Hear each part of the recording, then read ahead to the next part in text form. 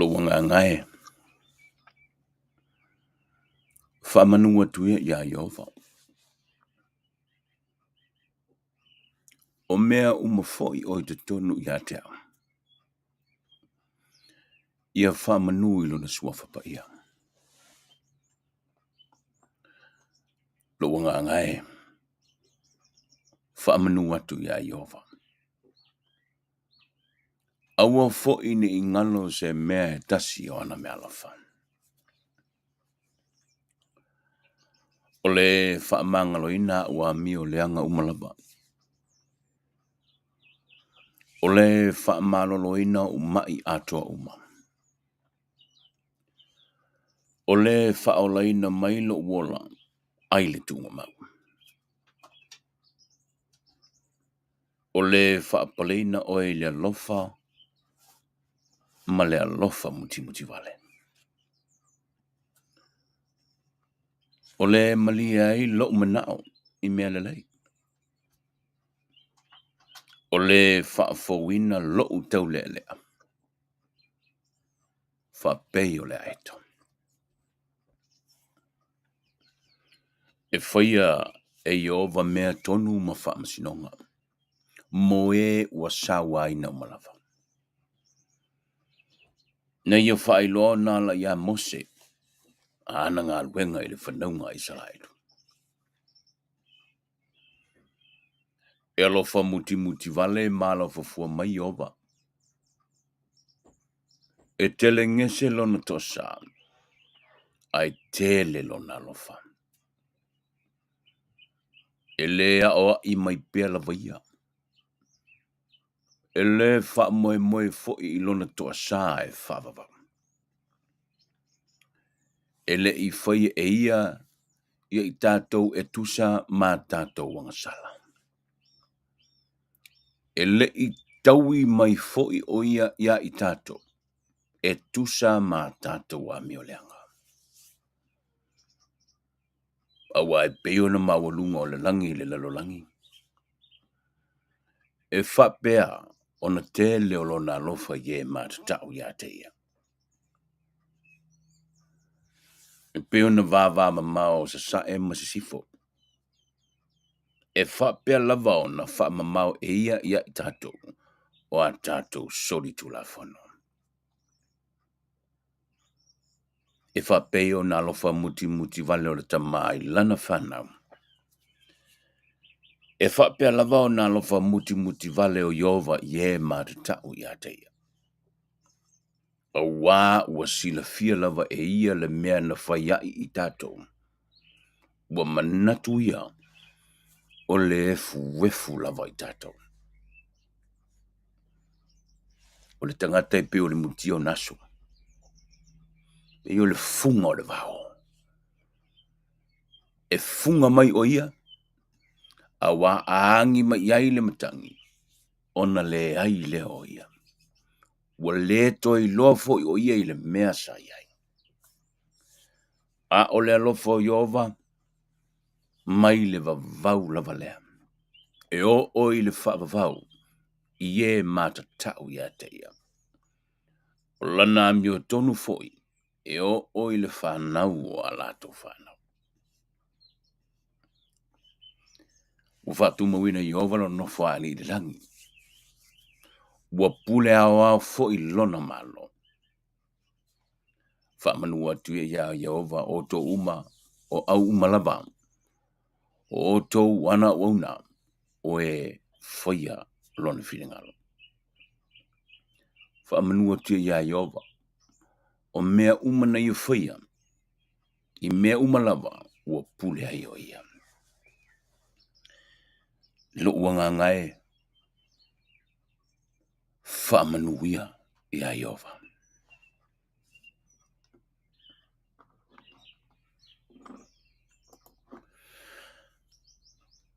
E whaitau atu ale salamu nei le taia. A le whaalungo tu hau te linga I whafua tole potu whaasara lau nei.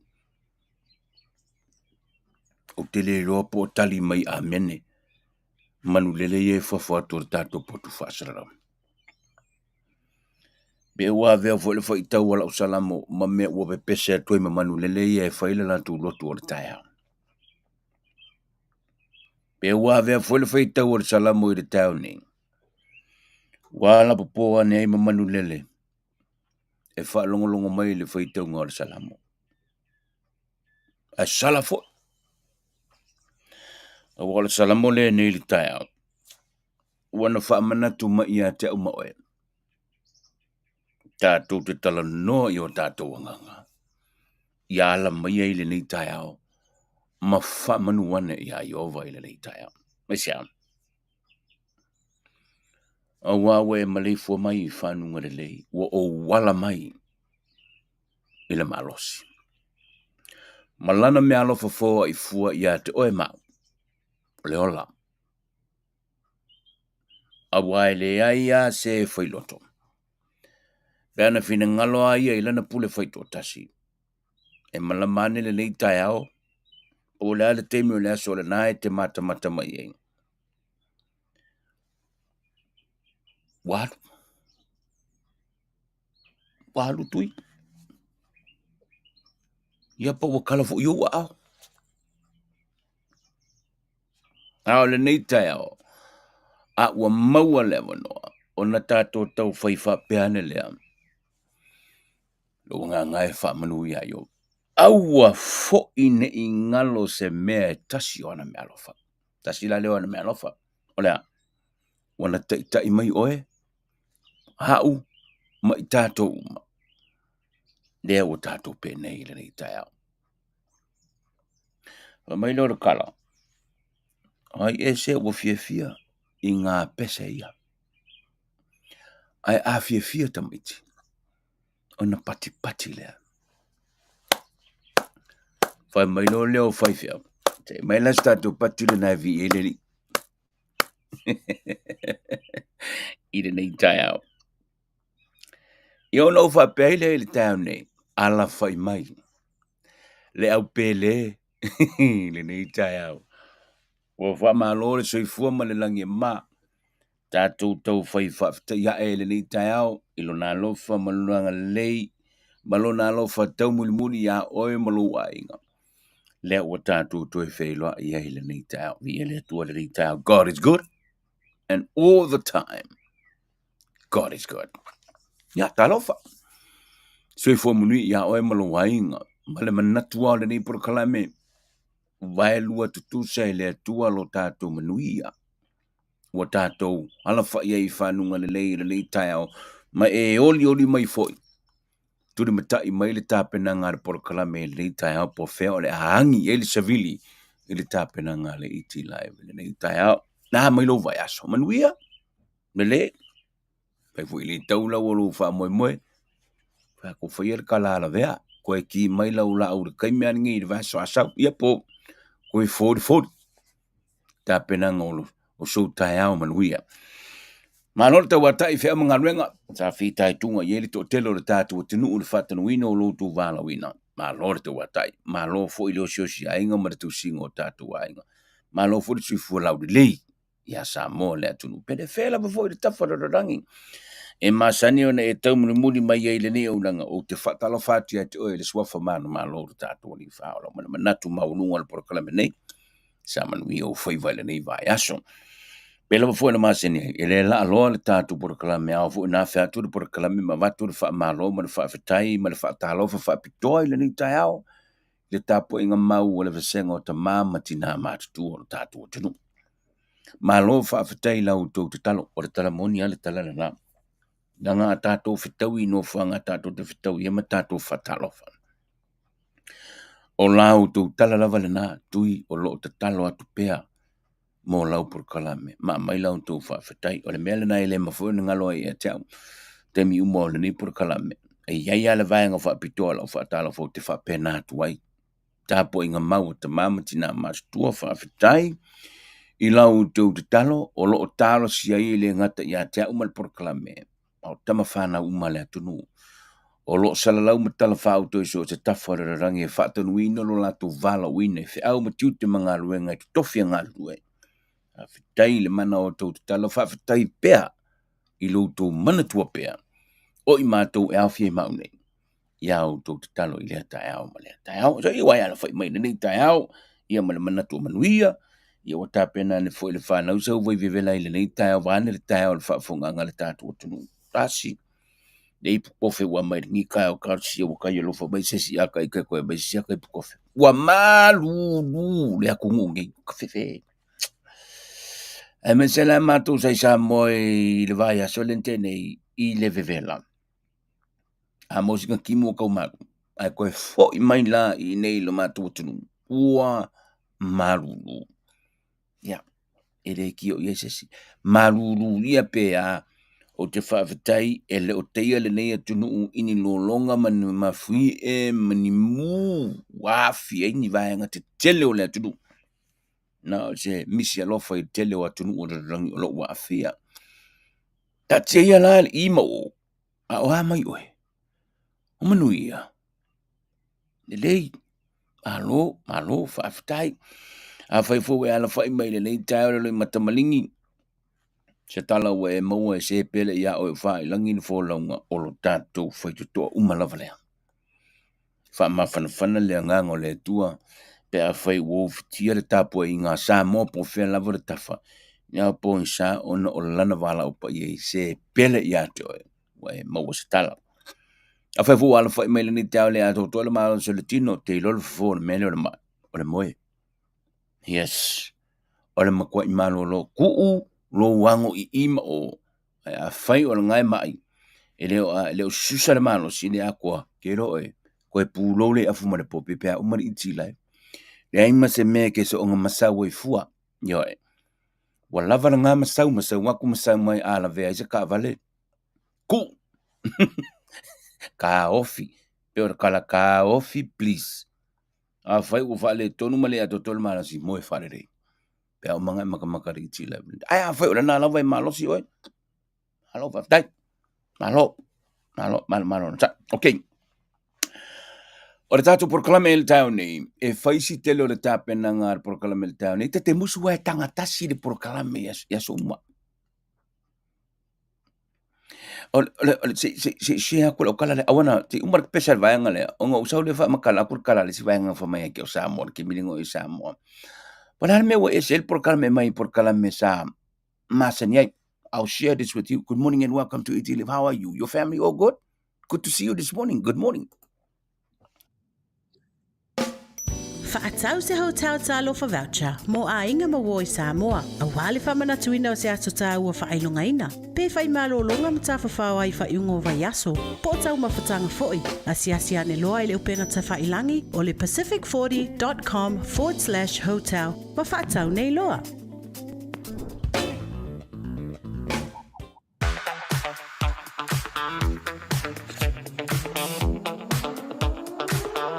The best horo in the Pacific is now in Auckland, New Zealand. Call the number on the screen and order before it's gone.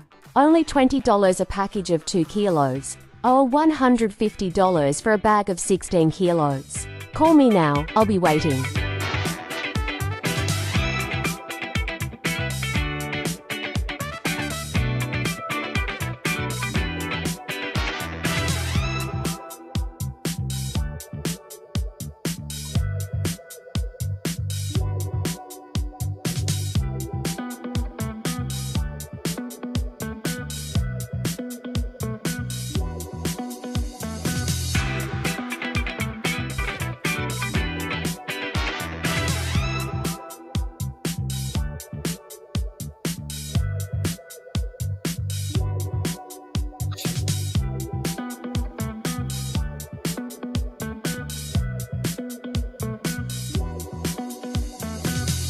Patalo fatu fo ile nei tau le pulenga ale official tanga ta fa mai mo mai lu tatu tinu i Samoa.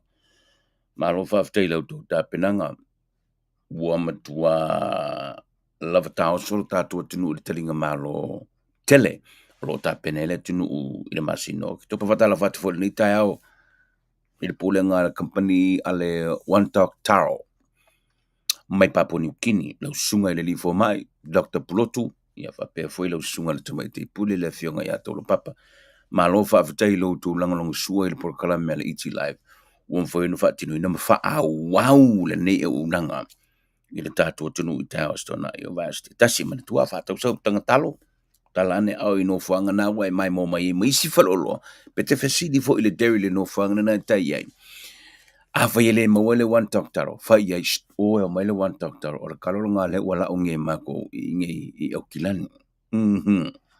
The best taro in the Pacific is in Aukilani. Se tani di fisile to telo tito tatu tenu sa fisiringia o ino wo sa moile le vai sole na tene. Fa mai we sa lo por kala me wale o koe. Re pusa fa nga me to tele la to wale o koe controversial. La sa fa sa mole me o controversial. Nga ole wing nga ole mea. Fa me wale koe yengi kala fo i e kele manga o e kere se mar screen on TV. You know what I mean? Kau mangingola le kele lo fa sa mo lo por controversial. Pero kau lengi kala fo i ki nganga lo wo malo biki. A wele mvenga e se wa ma we fa pela ki. Oh, okay. O va tu le ye. Ole au unanga nei. It is not always about controversial issues. E kofu war kangaka. Malanga flavor. Ya, o ise manga o le vi. O ise manga o le modi. O ise manga o le apu. O ise manga o le pea. Peka funga a kau sami so o le apu. Ko e mai le apu le skemi wa fa longo pea wa fa fe ya. Pena. E va pena la le tu ma le tanga ma le siva. Ale tatu por kalam. Ele o temi uma. E lua tuai le utu tamatau. Polo utu taunga vale. Le siva. E felanu lanu wa i fa pena. Ia male si mea kake manga. Ma ia na mai o makau pufo le. E fa tupu manatu. Ia te oe. Ma e si la fie le mea. E te le i loa mua. Ta manatu wa i fa pena. Ai ovo ir ke mio o isu le por melen kalungo merko. Nengangangu merko kere le kia. Yeah, why not? Pale le o ke miuma. Ele o ke mi ole uma ole au sua kwa ile ala mai ama de lo finanga na e for ke mi so mai i tonu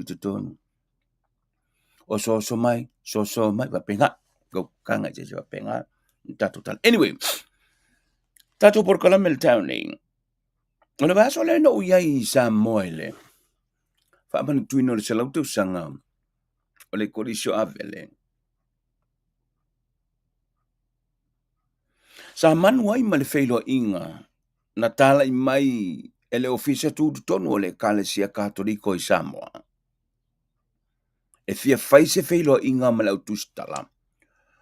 Ona iai se fa sarela ngalo ia mai le kalesia. E fia fai loa i le autustala.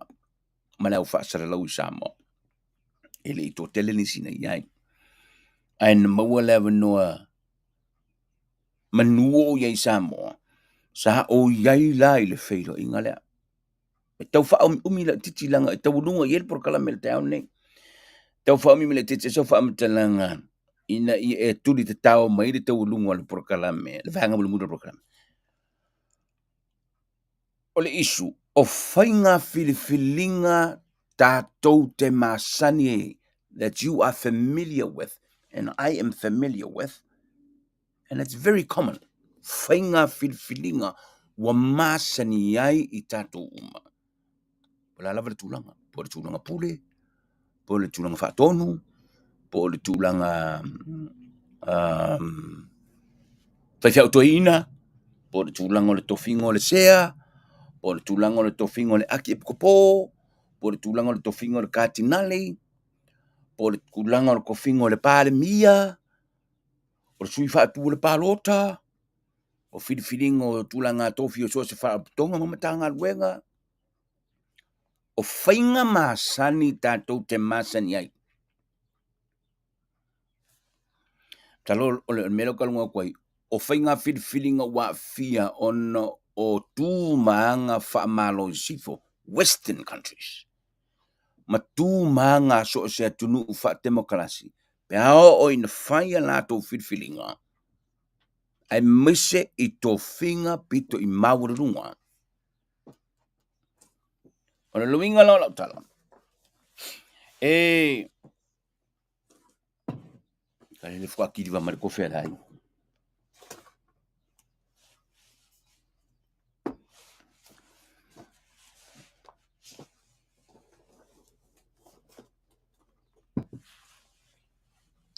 O le luinga lau tala.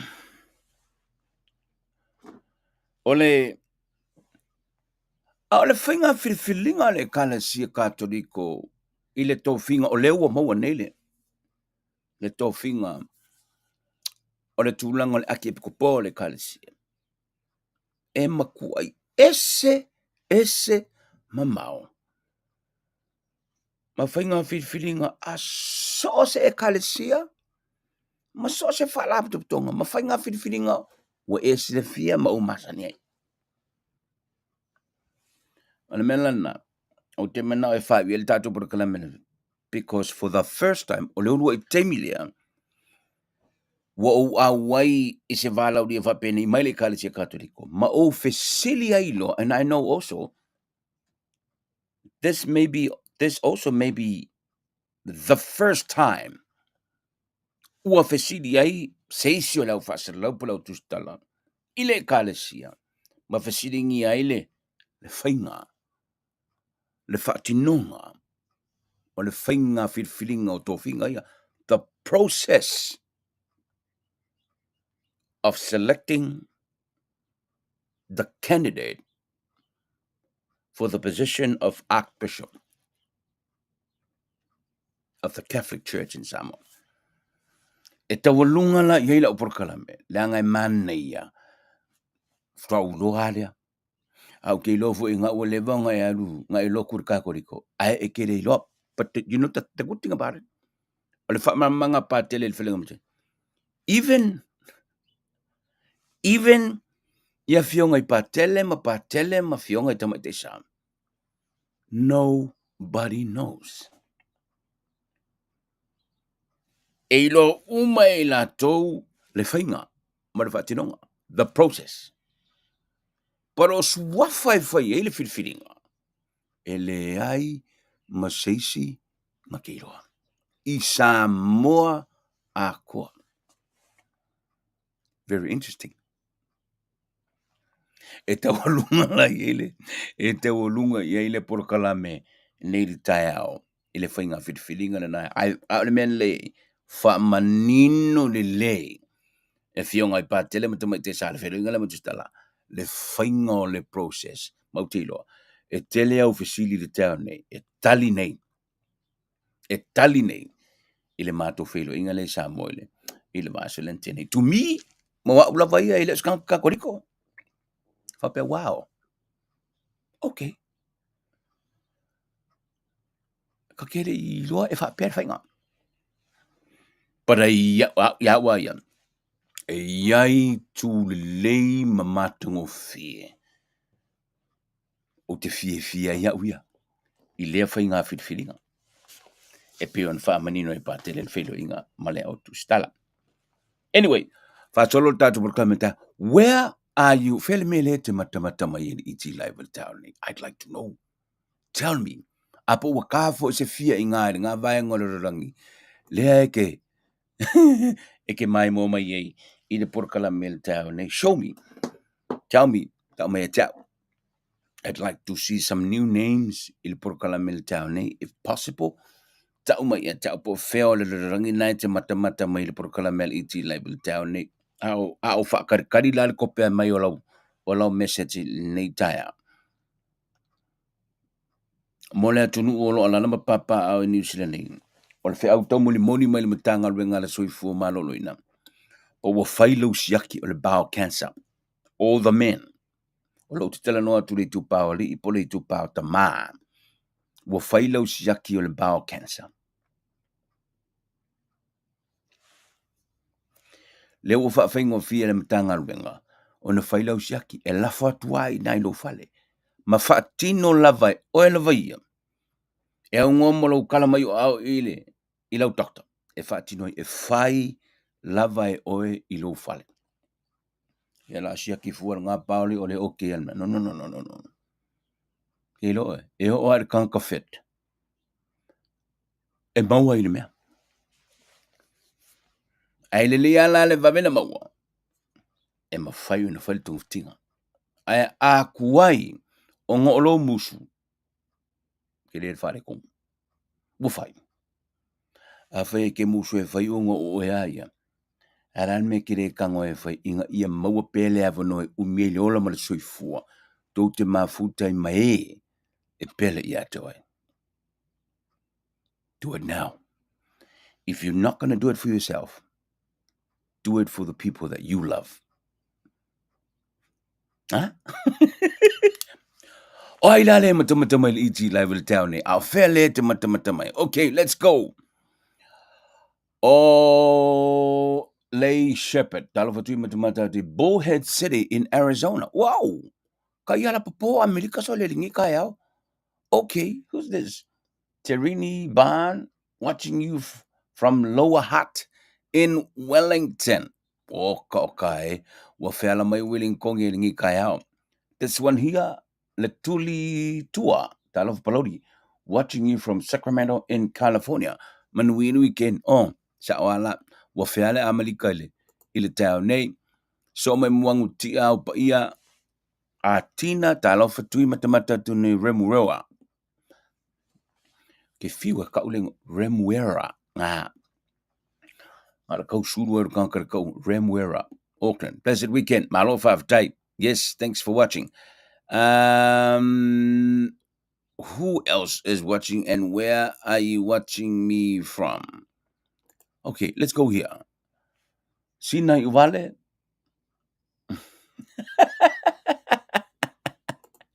Sina Uvale. Be as a sele kuala moenga we ala mengi kaya we also say fa penga. Lele this one here. Toreka le moe. Good morning, Etlive International, watching you from Tafuna in American Samoa. Lele, beautiful. Lina Yese, watching you from Takanini. Ooh, that's nice. Lewilla Stevenson, good morning, ET, watching you from Papakura. Ooh, okay. Si ko fa masawang e lungu se ka ko mi so kilo ku idva ngalea. Okay. Pine vai fale tala fatu mafuta tu Plumpton, Sydney, Australia. Delay malo fafutai.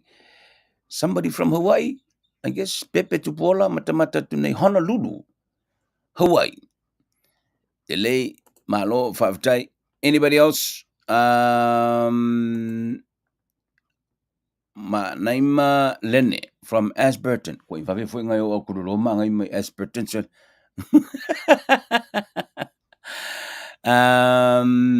This one here is Yone Falili Talofa from Taylor's Lakes. Where is Taylor's Lakes at? Okay. This one here is Asenati Tuua Talofatui from Christchurch. Yes. And finally, Sengi Fisho Talof Palodi Mafuta Tune Suva Fiti. Oh, yeah, Bola Binacha. Alo, Avtai, Sudi Vaitimu Seufale Malo iti Maisini I Ausitalia. And finally, Powo, Dalof Palodi, Lema Futa to Inei, Brisbane. Okay, now, Ao Yai Samoile, Ile Vaya Solena Tene. O lesile mea na o maita wina.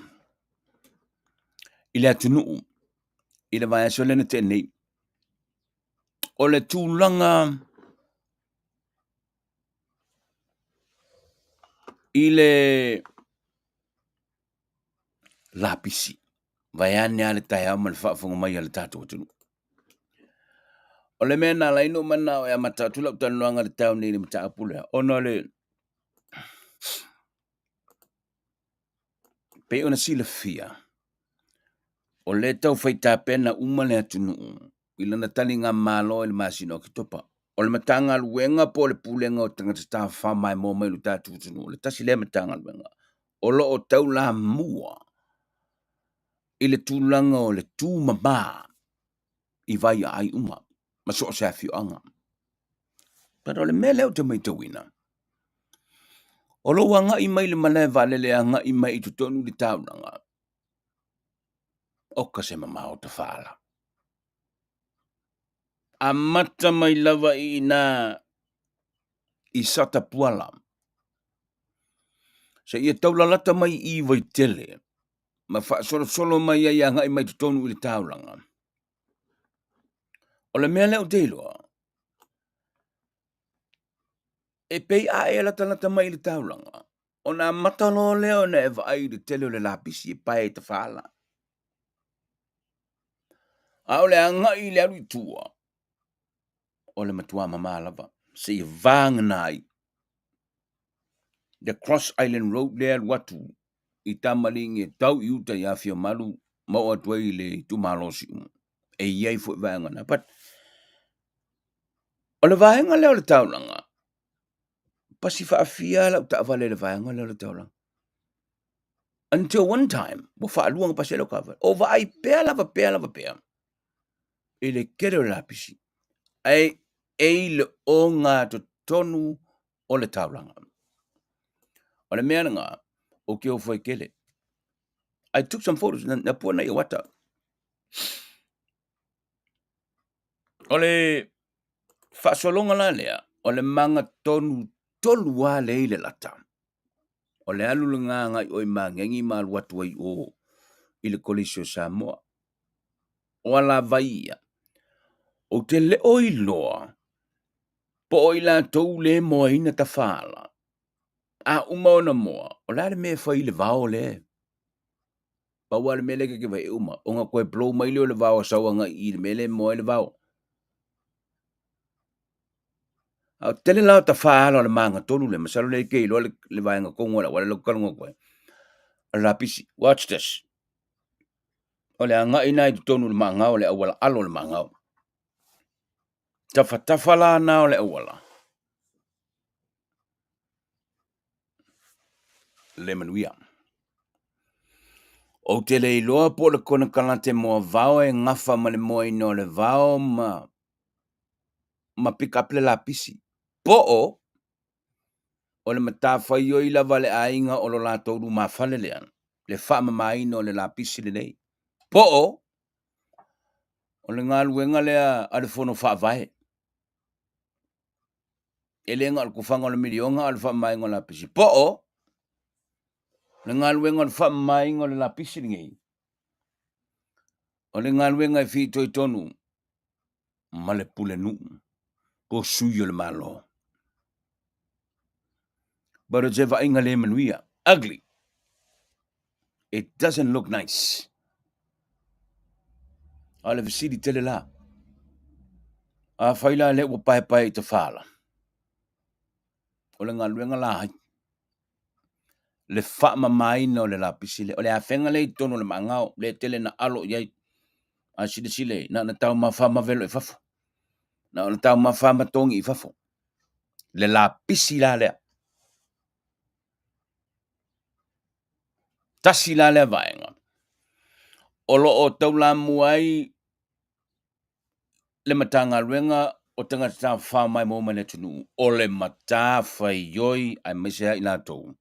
O lo nofo la talatane. I no fuanga nei. Wow.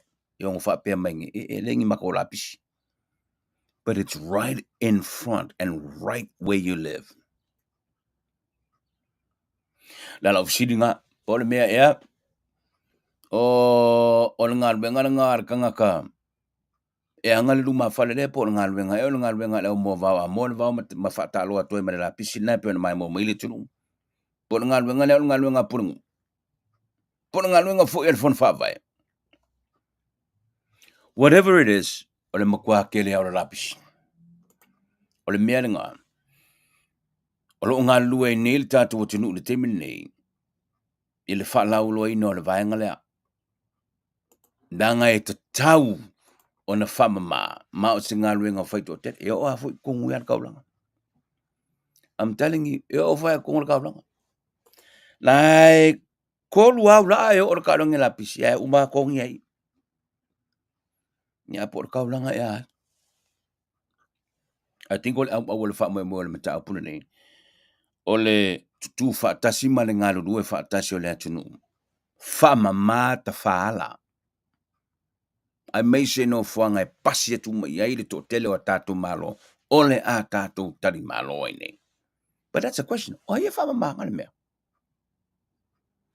ole environment no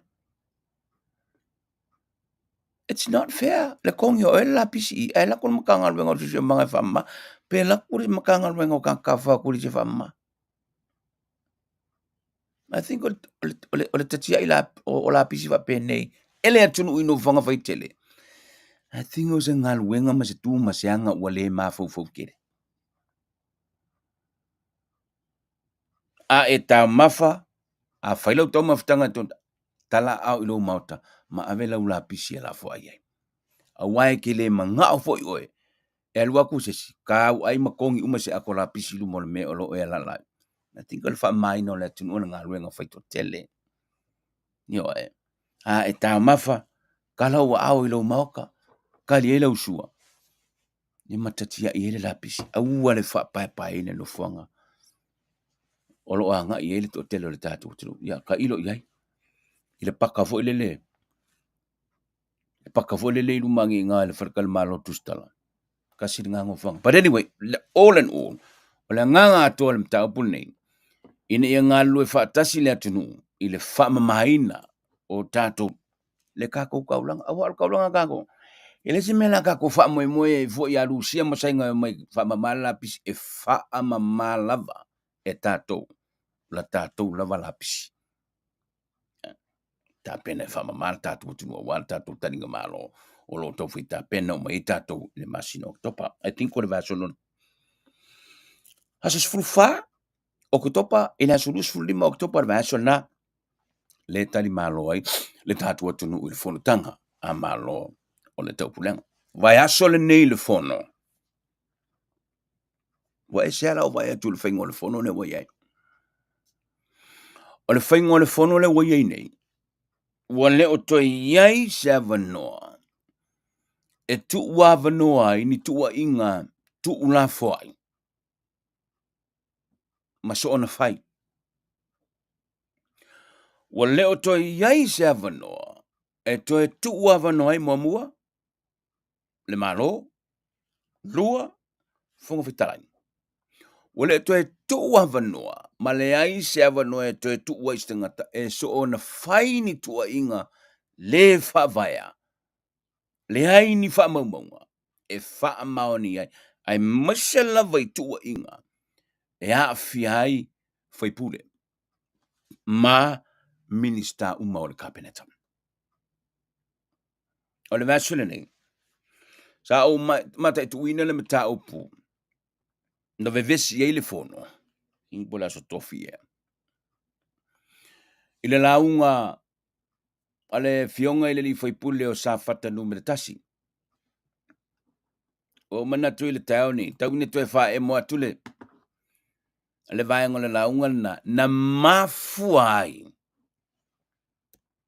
ona tu ile mata pu na vevesi ele fono ile aso na o lo ana nafi fata nu ulo man mele no tono toi ele o toi yai se avano tu avano ai le pale menno le tunu ini tua inga so ona fai ma tu la foi e a afiai se minska po so se foi pulo le pale mene a ele ai ni mau tu e whaamaoni ai. Now, a whau pau ia toe, le lau koe ave ukua. Let me take you back.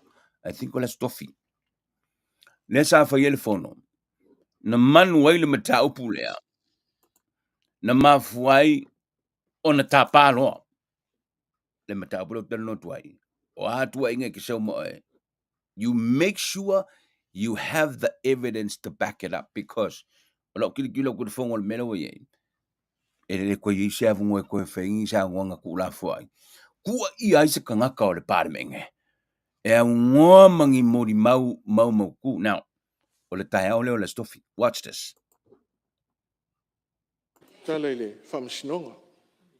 Tai tele le whionga ile minista. Le ua a foi. Ila ule mai tau. Il tele o whamsinonga e mai tau. Ila ule mai tau.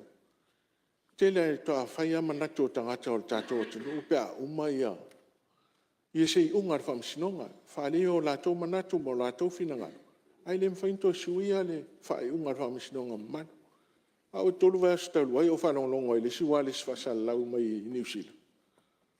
I tātou whamasinonga I e lumanaine. O matua whaaleanga mai a whamasino le la whaia I a whamasinonga. Lau mai le a mio pio pio. Lau mai le a mio le tonu. A le whaia whamasinonga. Lau a whionga I whongtarai. I lau le ata tonunga. O tauna mō lia I a wale sfasal lau le. Tā lofa I whamasino.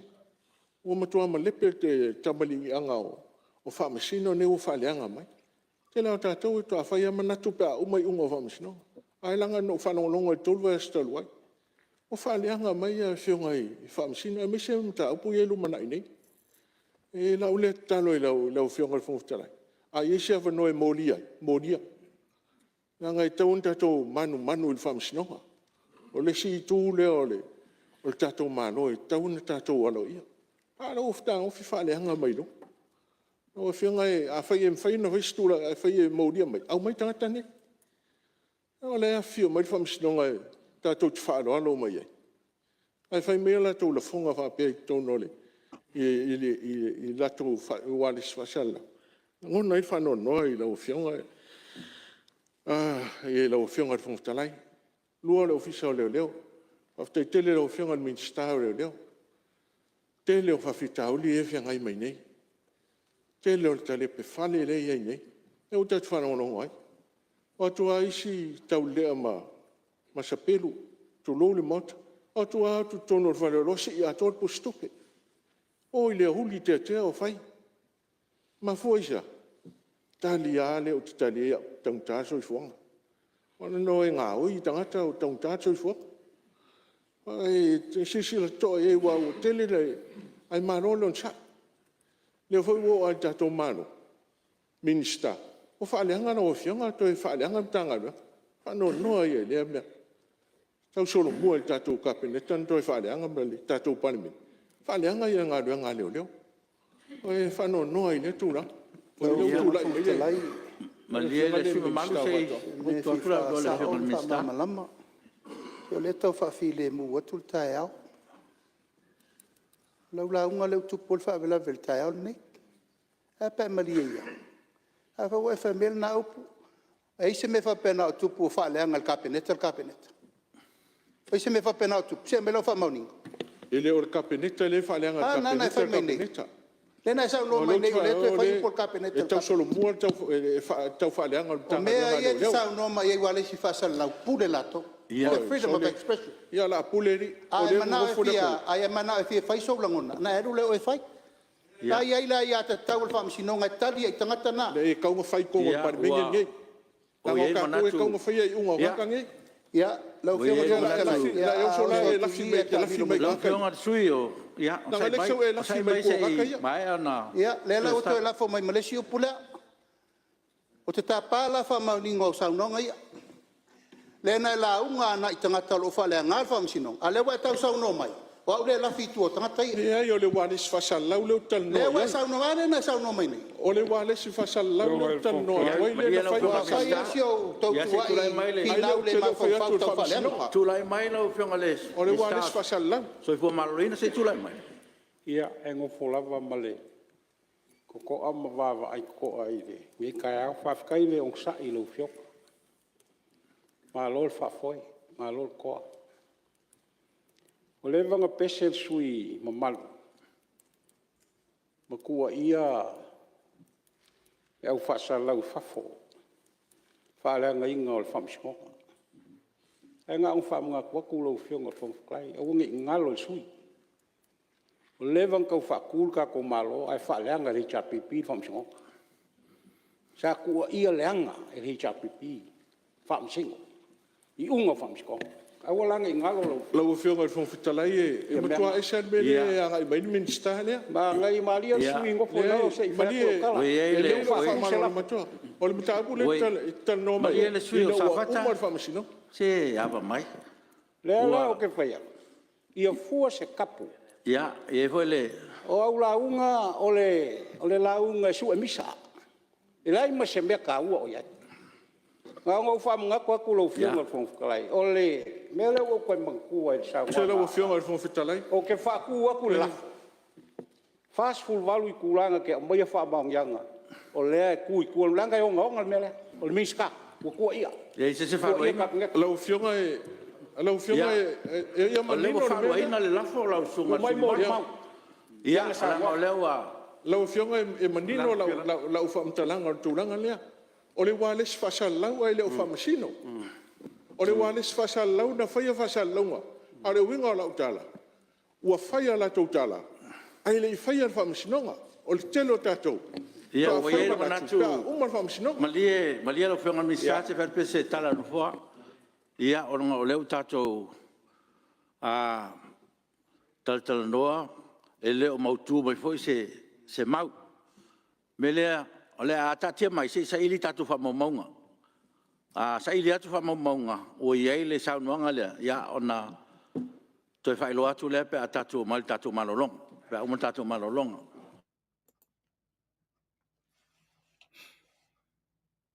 Oi mai tau mai.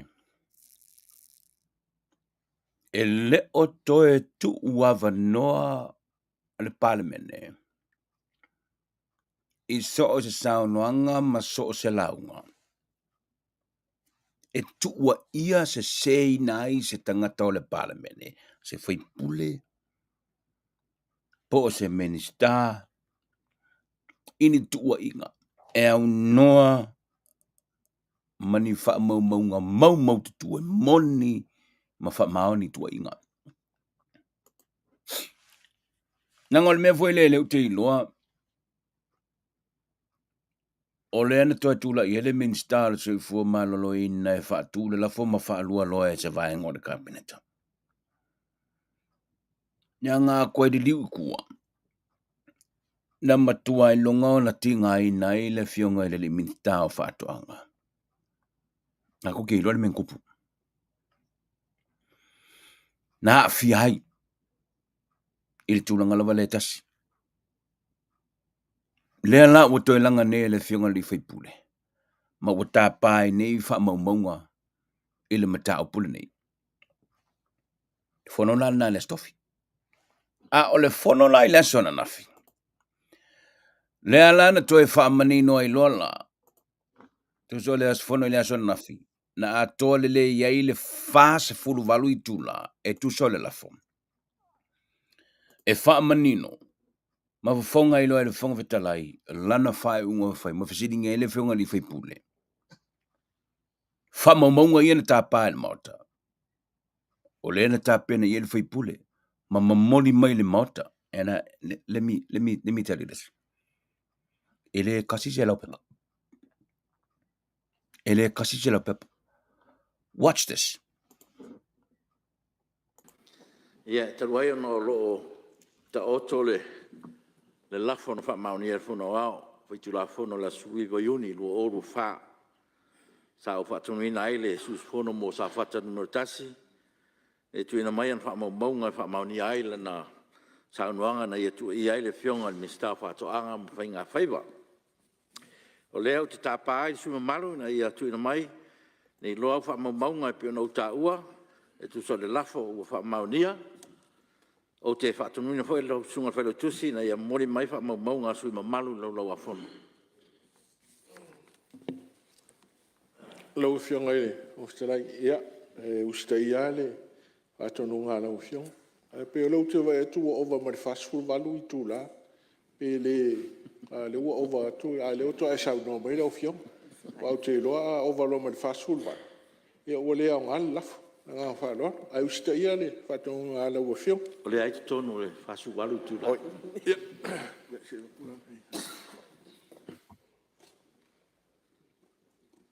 Awa avel fwilo tusi. Ele kasi sela o pepalanga avel fwilo kusi. Watch this. Tapenanga fwilo tusi. Ma amailo, ma whaatatia le lumo le laula wa whono le palemene. Watch this.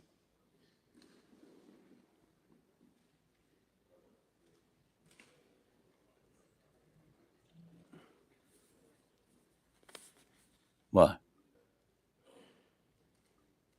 O le folder le mea. Ele kasi sela o pepa. Ia o te manatu e leto e tau whamtalaina. Le tautonga manino le lafo na ta upu nei na tuka iai e le sui whono mo sa whata na maratasi. Le whionga ni mista whatoanga ma whai ngā whaiwai whapea o lo o lafi mai tua whasala launga o lo whaaleanga ina aere whamsinonga a le atunou. Tu sai mai a ingo tato tu la fontu mau walsu toru pipiono o au lape ia mo le tu ina mai whamaumaunga e pion tau au ina le tai o nei. E le mama fo le fonftalai tu inga ia o se tu inga whalau e tele wo ia ele tau loa o tu finga whamistal kapineta i le vano fuai man mamalu o le whamsinonga.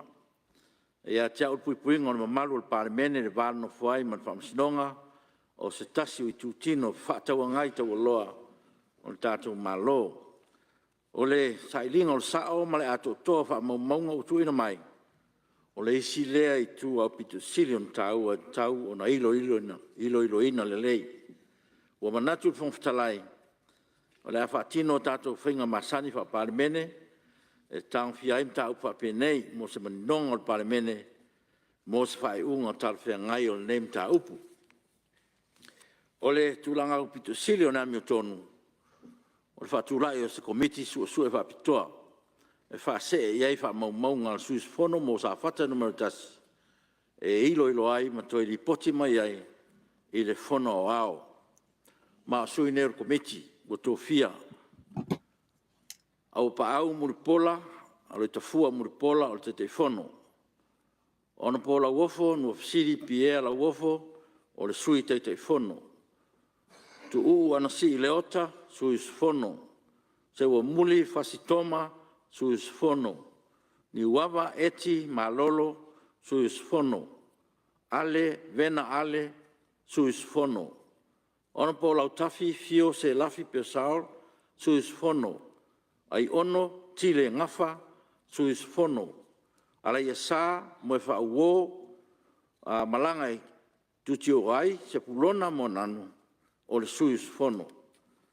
Ta iala o ilolongo ngā ruenga al komiti susue, ia sila al komiti mua. Pe wha maonia wha maumaunga ua tau awina e le suis whono mo sa whata numero tasi, fionga le ana, Roni, Posini, e wha maonia ai wha pea, o wha sala launga au wa lesi, o lo wha aleanga ina ai wha msinonga mamalu o sa moa, e pean sa noa i elsui mamalu, o lo lafi mai e tua le fionga le mista whatoanga ma whainga whaiva. Lua, I se whautuanga, e lima taita ina ai le whaaton fulau, a le whono au whai tu la whono, o I tu ainga ma tā upu whapenei, e tu I ai e se po oni sui whono, I a sui o le pūranga whaatonu, I le wā mai le tu tino o le whamsinonga. Tolu, I a toi li poti mai le komiti whontanga, o le tātou whontanga lata mai o kuso, ia manatu e le lava le taimi, e le tātou whontanga ia oktopa o na o le whontele, o leo tu watu I le aso lusu wha o te sema, lua o lua wha e le poti mai elu tau komiti.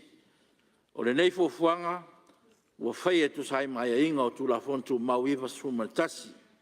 O na o lea, o te wha sisila atu ai, mua, ua wha ngā solo I loilonga I wha maunga tua inga al suis whono mo sa whata numero tasi. Lua, ua whaasea atu nei nem tā upu, mo i longa al komiti sua whapitoa, ma toi li poti mai ai whono au, ina so rusu whao te sema, lua o lua wha, e tusa o ta iala o i longa o ngā ruenga al komiti, e pe o na tō laula wina. O le am whai o na whaata ape ina nei komiti sua whapitoa, i le mai ai o na tangwhia, e le whono au, o lana li poti. O le whatautainga o whontanga al komiti sua whapitoa, o le a munu ta ia lava tātou whainga, whaavae pe o na whaatautai ai a tātou whontanga komiti whaapare mene. O te lapta ia fo isu mamaru uma u tōwhia i le komiti sua whapitoa, na ia mana ia ia ingo tu la whantu mau, e lem whai, o na whaalaua i teleina, soas whamtalanga, e so tai le neim tā upu, se ia tu ina maila o tōli poti, i le whono au au. O le whaasisilanga le tu so le lafo na pasi al palmene.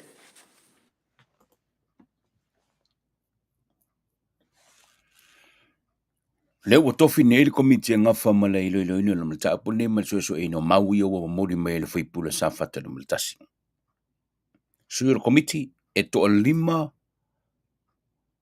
le fast, e to fa le HRPP, e tai fono au fia i le to lima lea. Le fionga i le sui fong fatalai, le sunga ya mulpola. E na o le tolua taiala. Wa fatulanga il fonga fatala yang orang ngalunga kom. Kolwa me kilo kom kilea. Mo pe famaunia. Tua inga. Wa faya ele faipulo sa fatadu meditasi angai ele minsta o fatu anga. E tusa ma fa maunga. Ma le faila lenka ko va posi ya ko mai. E tusa ma fa na pawana sa ili au ili ele komiti wa tofia nei. Pe fa maonia tua inga wa fai ele fai pulo sa fatatasi anga el minsta fatuanga lua a uma ona maile o se fautuanga al komiti le parlemene a ko yai se me fa petu o le a se fai ngar parlemene o la fai ai me se mata opu e sa yai se fai pule po se mingska fo anga i le fam sinonga asamo luana tolu fa mai ana la to susu enga mali poti mai parmene ila so lus fulfa ala so ai orkirisimas lena to muela for sanga lena batu ele koe ku wa vangole parmenge ngai ini sao noanga tu la fo iso ona fai aile ai ni mau tutu e fa mau ni ai se tua inga e a fiai se foi pule kako makaila kako ku makaila pole atua mania le su engal komiti le tofi ne le parlemene e lauri liwina le mata puna nei tua inga na kako kikira la pole al fai ngole su engal la fai nge walunga futa tato loa beao ila sulu surfa o te sema au le silo asor Christmas li poti mai el komiti le fa ngol la to susu nga il parlemene ya ka ko kilo le pral fa kulanga le pe moni ma fa maoni tua inga o fai ya un ka ko ilo le nga ile ko ka lo aje ji ko parlemenge ile mele ile okelea make sure you back it up if I can put it that way calma long falimay kakol vang mulungu proclame I don't think kusape wale vanga lukrakorik I don't think you know about this watch this Whaatau se hotel talofa voucher mo a inga mawoi Samoa a wale whamana tuina o se ato tā ua whailunga ina pe whai malolonga mta whawhau ai whaiungo vai aso po tau mawhatanga foi a siasi ane loa i le upenga ta whailangi o le pacific40.com/hotel ma whaatau nei loa.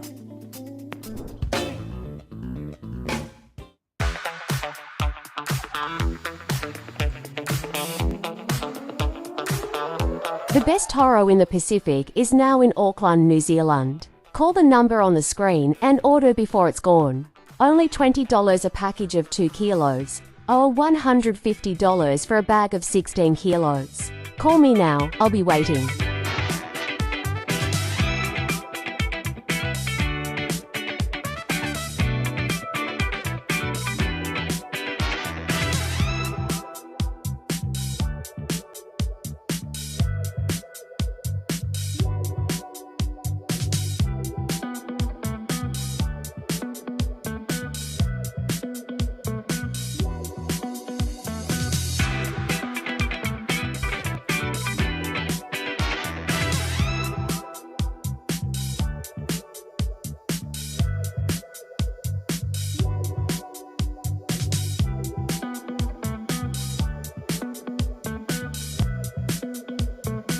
Le vai aso le na tene. Nai mana tua le atunu.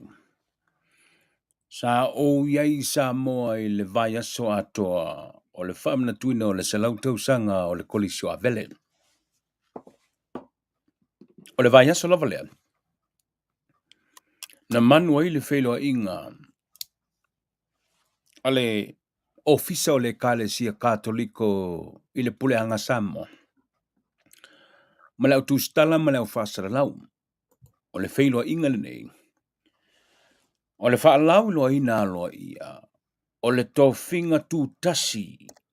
Ma ile ofisa au tu o le kalesia le Vatikana. Ma whaailoa ele swafo o le ua filfilia. E a vea ma whaao le kalesia katoliko i le pule anga Samoa. O le wheloa inga lea. Na talo ele kalesia. Sa taita ia le wheloa inga le nei e Father Spa Silva. O le wheloa inga lea. Na mua i whaafafonga i lau tustala ma lau whaasara lau. I se whaasara launga tusi aloa ia. Mai le tamapa ia le kalesia. Malona ofisa e whaailoa mai ai i a Samoa. Lana whaai unga whaitu tasi. Ma lana filifilinga whaitu tasi. Wana tōwhia i se tama whanau o le atunu. I le tōwhinga ole aki e pikopo o le puleanga Samoa. Po le whaao le kalesia katoliko i Samoa. O le whelo inga lalea. Na mua ona tuule avanua. I le fionga i le tamaitai sa iai le lau o le whelo inga le nei. E na te lau inai le tusi o le whaasira launga mailoma i le whaperatania. Ma whaalau ilo ai le swafa o le ua filfilia. Sa lau luma le utustala i le tusi nei.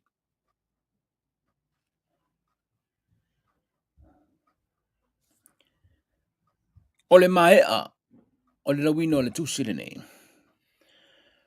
Na sauno i pātele Father Spa Silva i le whaamala malamaina o le tusi malono winga. Ma le nganga whaanga e tia o tangata tāpua i uma o le kalesia katoliko i Samoa. A wasa nofo te talo le kalesia. Po o ai le o le a filfilia. Mea vea ma taitai o le kalesia. Ma wha wai ngā ruenga whai le kalesia. If you face up tala i le mena nei.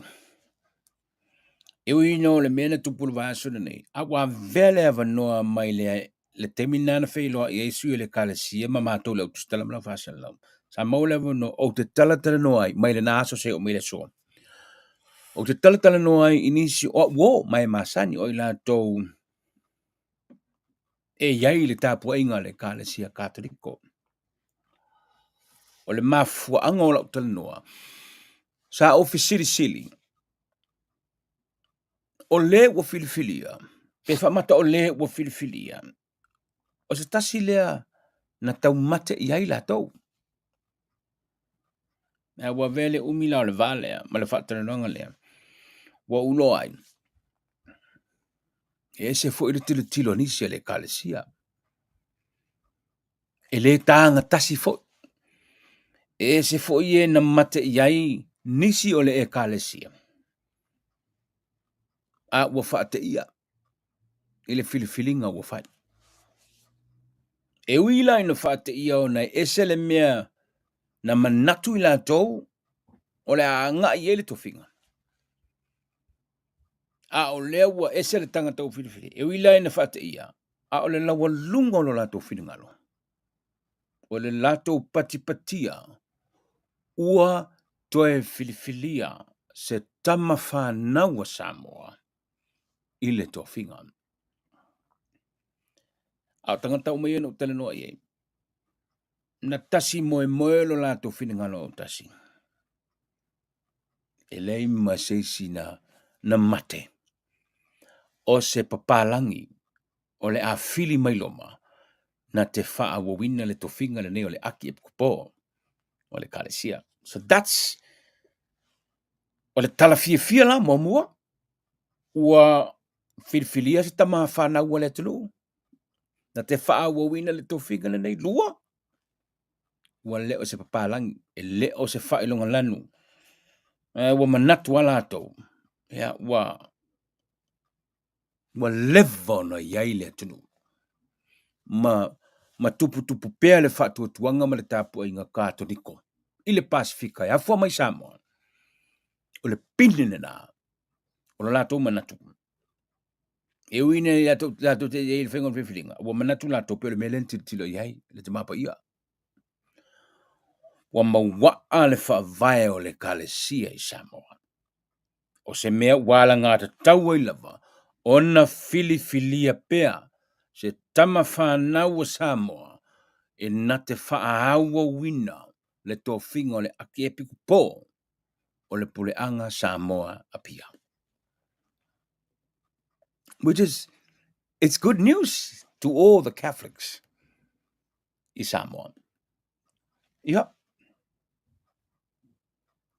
Sina tala whaasorapito le tō whinga. Katina le pio tāu whinu. O le levo o katinale. Mawai atu mawhailangi lana fōlaunga. Whiriwhiri e lole sunga ala pati mata e linga i le tō whinga o le aki epiku pō.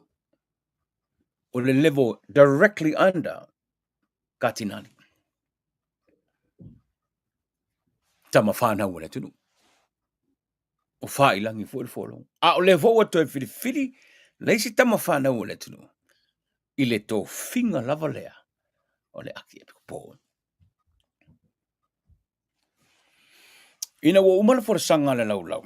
Po le saunoanga le fionga patele. Na ta tala i loa le avanoa.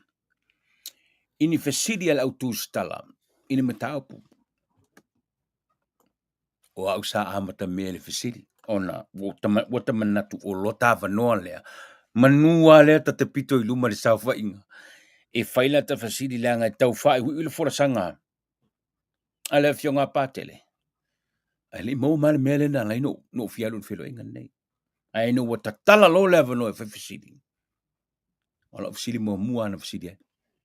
Le fionga patele. Po le wa filifilia nei le suafa. O le fionga patele. Mosese. E avea ma aki epikopo o le kalesia. O lona filifilinga. Pe o se tangata na filifili atu e Samoa. Ma au tasi iai filingalo uma o le kalesia. Po se avanoa sa tusi talo sanga iai patele Mosese. No fesidi le fesidi lea. Langa o te fia na o te le katoliko. Au te fia fesidi. Ta te fia malama i le whaingo le process. Awa vela la fesidi. Ma mela, wa malama i le tō tele sa iai. Ma ua o mele temini. O le ua malama i fo le te tele, including me. Lea la fato a wha nino lola. Ele kalesia ina o fesidi sesi. O le process. O le whaingo o le whiriwhiringa. Po le mea ea. o Father Mosese, sa amai o se sui na au tasi uma i sa moe momoni o ile Vaticano mo le filifilinga po, wa o le sa vanoi no fai langi le folaunga, aki e po ala pati mata edinga, le wa vanoi no, po le mesa kalo sanga lavar kanga kaia, pe se avano fainga luinga foi le lona, ona fai e le filifilinga, e nisi o lo ile Vaticano. Wa vela ofsilina. Mama wele avano e fa malam mai sister Evelina Tuia. Mana tua o loilo, mamala mana mai to tele. E ese lava fainga faa tunu usifo Western countries. E ese fo ile fainga faa temokalasi wasida fiele to tele. E ese fo ile fainga o filifilinga o tofi a ekalesia wa masen ile to tele. Padahal filifilinga la ale ekalesia katoliko. Ile tofi aki e kupo o le pule anga pia Samoa. It's totally different. O le process lava la ia. A o iai le ake pika poila na ofisa. Tai tolu tau sanga ma ave ia ingoa. Tai tolu ingoa e ave I loma tu white. Every 3 years. O lana na fua inga ave ia swafa ia o pelipitelo. E ono mea matatau ona tilo iai Roma pe a o le taimi e su e ai se pika po pe a mana o mia. Ona ave lole I loma e. O le tūlanga la pe ona filfili ai ia pātele Mosese. O ingoa ia e ave. Na maliu lole piko po. Ave lo su e mai loa le nuncio ia informations. O informations la ia e whaataltala noa mai le nuncio po le suira tamapa ia e nofo ia I Wellingtone au ia wa aia mai uma ia atumotu ne ia tato. O na whailo nang suenga mai I nei, su e atu po o ia the situation o le poleanga, o ingoa ia sa avatu, filia ia lato. O na ave lole, uma lole suenga le nuncio. Whataltala noa mai ia ngai whaife au, members of the consultants, o lay people, tangata alotu, o tangata ia whatalta e consult mai le nuncio. O na avatu leo lato fo ia recommendation o a fo I lato whamtalanga I lungo o candidates nei. E umalola na sue mfaile o na ave lole I loma. So from this gathering of information from the diocese, ele nuncio, o na lafo le nuncio I le meka o le congregation for the bishops. O le congregation le na o lato ye deal ma le suenga o candidates ia avatu. O le yeilan me ta o le turnus, e tolu candidates e ave. O na ave lole ave I loma. O ina lai e ngā lulu e le ofisa.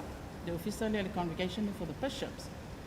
A umana lato sue mai ilo I lungo o tala ia e watu e tangata lautele, mwhewhi au, tangata o mene Samoa.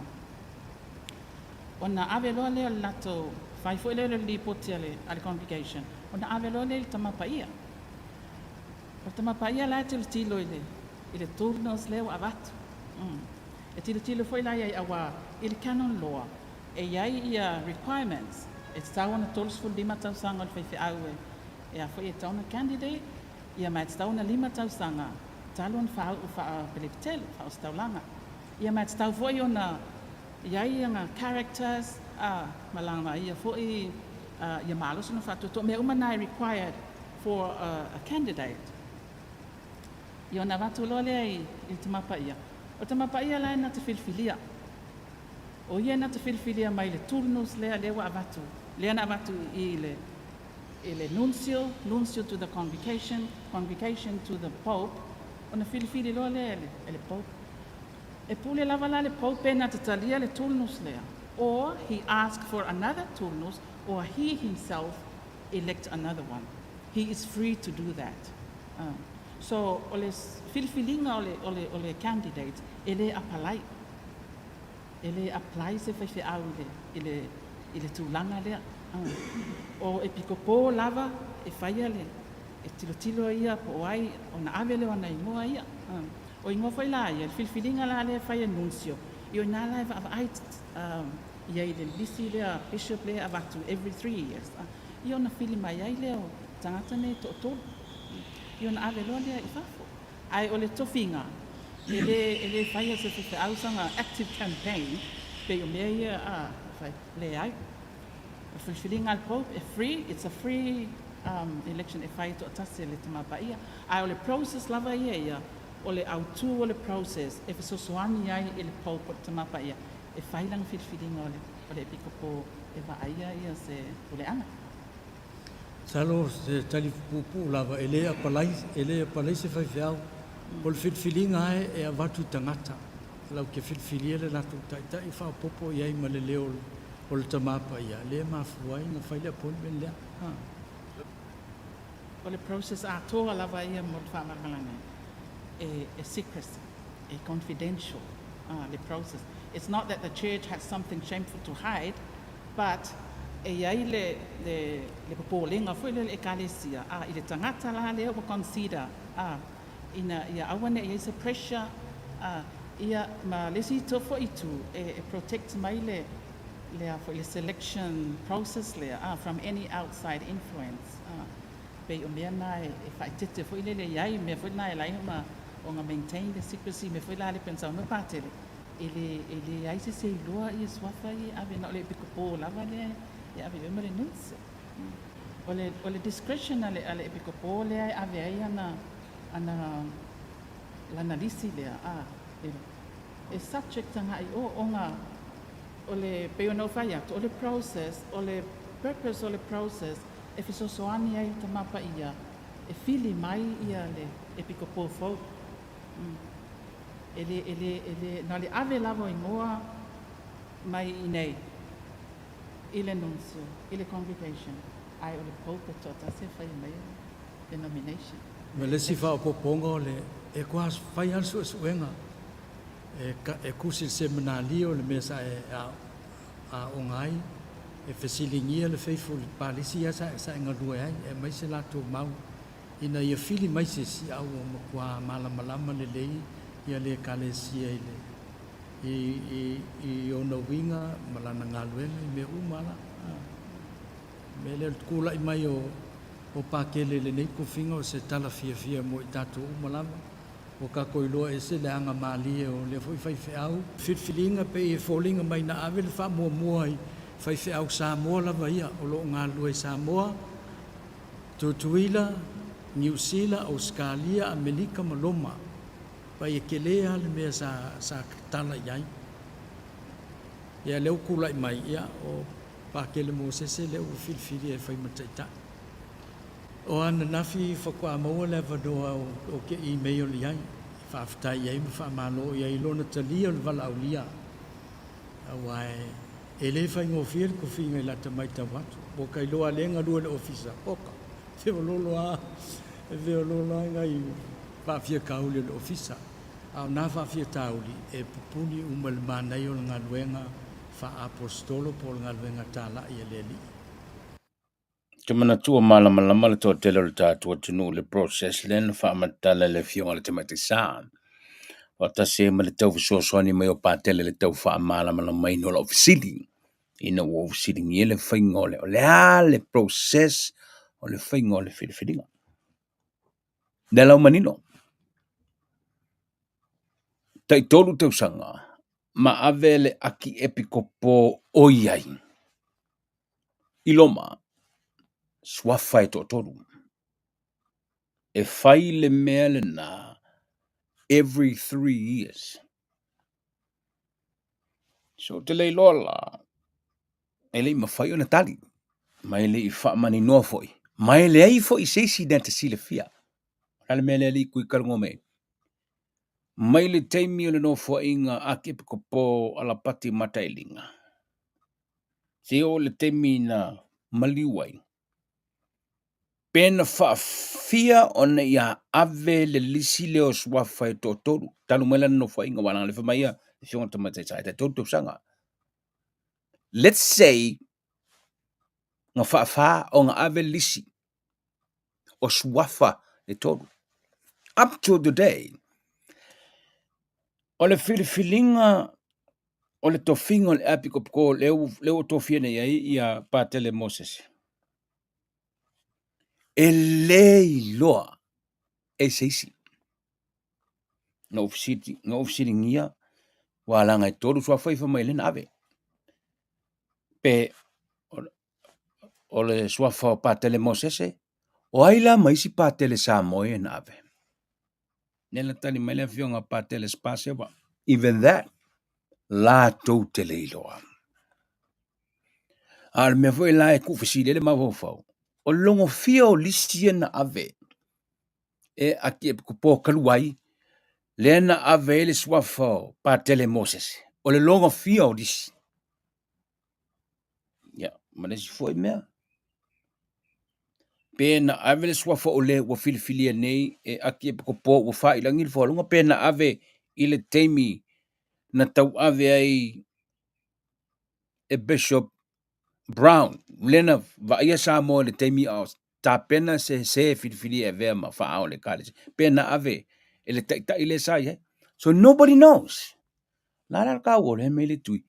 The process is purely straightforward. Mai le ai ma se singa kilo. Lena sa no le tama te sa. Awango ko fisi. E o a ile tangata le wa vakungi dungo o ko vakudunga le skepu. Koe wakuru le skepu a ole yo ile ofisa ma le lau ole fionga le tamapa ia. A ole yo ole ingor kangaka ufifiria. Up to that time, e le I loa lava. E se tangata. Po ole ingor fo ole tangata lewa safa I mo o pope. A mea o longa ingor lewa ia. Lala ka awon ngā mea li kui. I think o lona tau ole me peol melen whamarmanga ne le fionga le tumatesa. O lona tau ole whainga. Le laf ko malamangi se fo ile whainga. Ale kale sia ka koriko. Pala ye me o lo te fia ile whainga lea. Na au leia. Longa le leifo o le whainga. Ia awane ye seven noa. E under pressure is a candidate wo fit fidia. Number one. Number two. Awang ye seven ngoe alway fo is a campaign sisi. Ya wo lo wablo ngolo wo fellow campaign. There's no room here. Like I said, le fa mama kame kaisa. E all avelo ngola wablo mo official. Ol mapa ya. You don't even know. Al me foi la len fa mama patele. Father Silva ilme. Elei lo te mapa ia. Le kangaka le waka kia lunga swa foi lunga langa lau. That's how secret. Yeah, not that they have anything to die, but you can appreciate the thing on the processing game. Strictly off limits from the way the Western world. Me fai feeling aku sifo, aku feeling fai fake mo kala si de vai paloka, manomenei blah blah blah. Not this ecclesia, and not this kofinga. Yale, e tolu to sang. Leu to tali mai fo ile fionga pate le sidi. E ma kwala I ma se singa kilo. Kwala ma se singa kilo finga feeling ngai. But e yele te me le fata na ngal nei. Sa ta we le fionga patele. E iai le taimi o le process. A o le tu uro la lo le wha mau whailunga a la fionga le tamapa ia. I le sua for tangata uwhiwhiria. E toe wheso o tai lona ofisa. Ma le tangata le o le atu iai le seal. Ma le pope. Po wana tadia le whiriwhiringa. Ma vaila le whaingo. E se fo ia whainga mea. Ale kare sia. Up to the day o le a kuru wha mau whailunga. E le I loa lava e kanga kalea. E le ai fo I se o le kare sia nga keiloa. Po hai kanga kalea. E se fo I whainga le kare sia kata di kona ko. Nesi mena o le whata nonga. A sui le kare sia mena tustala. O se avanoa e ave esea i le ua filifilia. Whether pe ave esea ona o se mafuanga tatau po se ave esea ua wha mawaianga ia. E mawhai ona tupu se mea whapena. O le wha mawai po le ave esea o se tangata ua tofia le tofinga o le aki e pikupo o le puleanga sa moa pia. E mawhai ona remove le pikupo. E whai la condition le whai ona ave esea. O le mai, pare ngase, o le mwhai ona toe whaawau le ngawenga. O le they resign, ilanga ia lava ia free will, they resign ai for whatever reason. Ia male mali. Ai o crave reasons lava nga e mwhai ai ona ave le resignation ale epikopo. O le pe a ngase a wale mwhai ona toe o le toe eisana se right mind o tai ai ale e kalesia. O le tofinga o le pikopo e iai le lako retirement age 75 lau ku loko ko lava lau ngalue fai sina u malolonga ai koe fitfidia seis pei foi la le o kofinga le tau ave e Bishop Peter Brown wa retire mai kukuila au koe kofi va vai tatou taimi nei o le tau sa ilis kako sui ia ai o le popa ia o le whaalanginga sa ave iai they work till they die. Yeah, however, ia uka koe loa sa whaamawai lesi tupu sao no o le ngase ma le na mafuai, but for a long time ele if sa whapenga le me sa whaangarua loko sa ngarua se maliu tamapa ia. O le temi nei, o le temi muli na ofisire i le kalasia malato whaino ma le temi nei o loo i nei New Zealand ia Father Moses e tau whaamae anisi o tāpenanga. Ona tuuai lea o le palisi o loo ngalue pe sa tau tuai i nei New Zealand. Ona malanga lo lea i Samoa. Mo le whaatonuina o mea uma ina ia pine wha mauai lona whiriwhiria ma lona wālawina o le whaao o le kalesia. O le whailoa inga lea lau tustala ma sui o le kalesia sa wha ilo ai e Father Spa Silva i le whailoa inga ma lau tustala le aso wa atofaina mo le whailoa inga le kalesia ma le whaau unga o le fionga patele Mosese e avea ma aki epikupo o le puleanga Samoa pia a le ekalesia katoliko. O le aso luas fulkasi o le masingo iulai le whape e fio mai ai ma taunu mai ai nei Samoa. E iai le wha moe iai le aso au kuso e whaatino ai i le wha unga lea. Whai elo na whapaianga wha aki e pikopo. Ai o le taimi nei o lai tapena walaenga lua i sila le taimi nei e whaila na wha mawaenga malana matanga aluenga. Ai me se fol pule anga nu sila lea e ngalue ai i le taimi nei. Au kaimi re tau te nofu sauni ai o le luas fulkasi o iulai e ma le kaimi o longa wha unga o le luas fulu lua o au kuso. O se whaalau te leina pe o le tali lea i le taimi. Ona once e announce mai ai e loma. E tolu masina e whaile le tāpena ai. E tau ona whaile whaau unga o le epikopo i tono le tolu masina. Ai umalo le tolu masina lea. Ia ona whailole o lana installation e avea ai o ia o sesa ia le puleanga. Koe fia whaapopo atua o le aunga le epikopo po lona filfilinga. O i lātou nei o sui o leo aposkolo. Sa ave ia Yesu ia lana ngaluenga whaola o e tala i tala lei. E apostolic la o le kako whiau le e kauke kalia. O le whiau e a ngai mai le il kala inga aposkolo o lātou sui ia. O le kofi lau le epikopo. e kolua me kuku ai ngalu ia. O ia na te launga ina le upu. O ia na te puipuia le upu. O ia na te whaaliliunga le upu pe a iai se me wheke ngā iai ia tangata. Ia malasaunoanga le upu pe a folfola.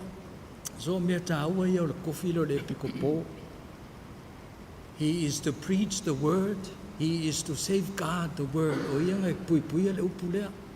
Awangi I la makia le upu lea a Yesu mai le amatanga. O ia for he translates the revelation. O le matafa yo ia le ale bishop. O le puipuinga o le upu. O le laungaina o le upu. Ia malwhaliliunga o le upu. Whaatau se hotel talofa voucher mo a inga mawoi Samoa. A wale whamanatuina o se ato tā ua whailonga ina. Pe whai malolonga matawhawhau ai whaiungo vai aso. Po tau mawhatanga foi. Asiasi ane loa I le upenga ta whailangi o le pacific40.com/hotel. Ma whaatau nei loa.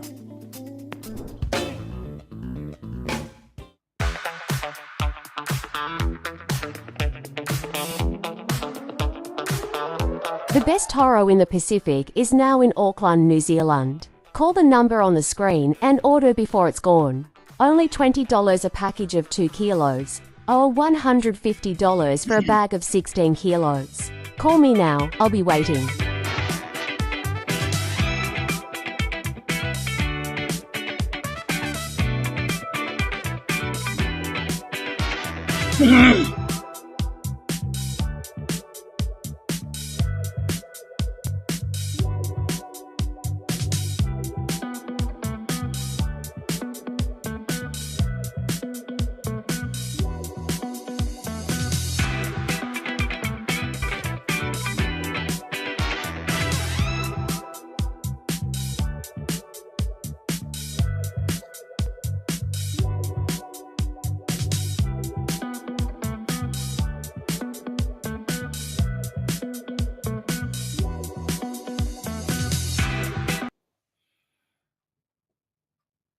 I'm glad malama. Because o te teletonu, ai longa e sina vesili mo fa per fa ngol process of filling o to fi mau ngani ele kala si o tato I foi mo tai do foi dete. Ese foi nga le kala si katolikoia. Pe ao le teme foi filling o to finga mau ngani. So we appreciate les sengo le fingo processes a so se to finga. Al to finga la le. Ola ale umi o skepo fa nga solo, ala foi le umi e fa kalkari. It all comes down to one person. Na te whaia le whiriwhiringa. Mai le porokala mea le Etlive le leitao. Mātou te whamanuia tuai. E laua fionga pātele mo sese vito lio tui. I lau whiriwhiria. E vea ma akip ko pō. O le kālesia katoliko po le wha o le kālesia katoliko. Pule anga Samoa pia. Malo ilon sa, whaaftai fui le tale, le kālesia le te talo. Ya, o le uwhail whiriwhiringa. Ya, o le masina lau yu lai pena sau no pātele silva. I le whaatulunga no le kāle na le kālesia. Le ala whaatulu. Right, so congratulations. Ma vatul wha maro po kalame le Etlive lau fionga pātele mo sese. Nye le tui tau whailo. Na fionga pātele. Wailua. E o ar kai le kakoriko. Wailua uma. Wailua uma lau. Na fionga pātele. Manuia lau tāpenanga. Leo folofola le aso atao le ofinga luenga uma. Manuia le tāpenanga le folofola le aso atao. Yalu mana. Wal fa fonga ma te poino le ola fa le nga le tatu. O le Etlive na moe. I le astona I malo fa fonga ma le tatu. Tunu ma mana tu ma nino le matal vai telo mtapu. Sala nga ina le tatu. Ya. Si o le fuela la sulu le vaso aso. Muni tele le fa un le vaso. Ma le final le supa la kapi nge le fiafi. Ya woki le me o le ala. Ai, go the Chiefs. When we win again. As if we